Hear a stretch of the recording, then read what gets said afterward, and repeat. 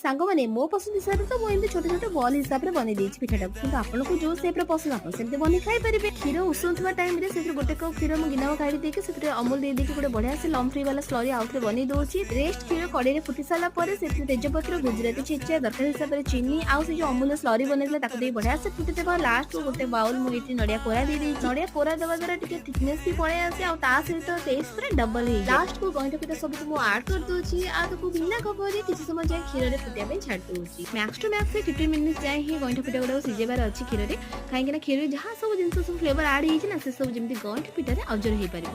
ଆଉ ବେଶୀ ସମୟ ସିଝେଇବେନି ନହେଲେ ଗଇଁଠ ପିଠାଟା ପୁରା ଫାଟି ଫୁଟିକି ସେ ଭର୍ତ୍ତା ହେଇଯିବ। କ୍ଷୀରରେ ତ ଟେକ୍ସଚରଟା ଆପଣ ଦେଖିପାରୁଥିବେ କେତେ ବଢିଆ ଅଛି ଆଉ ତା ସହିତ ଟେଷ୍ଟ ତ ପୁରା ଲାଜବାବ। ଆପଣମାନେ ଯୋଉମାନେ ନିଜେ ଟେଷ୍ଟ କରିସାରିଥିବେ ସେ ଜାଣି ହିଁ ଥିବେ, ଆଉ ଯୋଉମାନେ କରିନାହାନ୍ତି ଫଟାଫଟ ବନେଇକି ପକ୍କା ଟ୍ରାଏ କରନ୍ତୁ। ସତ କଥା ଯିଏ କହିଛି ଆଉ କଷ୍ଟ କଲେ କୃଷ୍ଣ ମିଳେ। ଆପଣମାନଙ୍କ ପାଇଁ ମୁଁ ଏତେ କଷ୍ଟରେ ସୁନ୍ଦର ଡିଶଟା ବନେଇଲି, ଆପଣମାନେ ସେଇ ଖୁସିରେ ଲାଇକ୍, କମେଣ୍ଟ, ସବସ୍କ୍ରାଇବ ଟିକେ କରିଦେବେନି?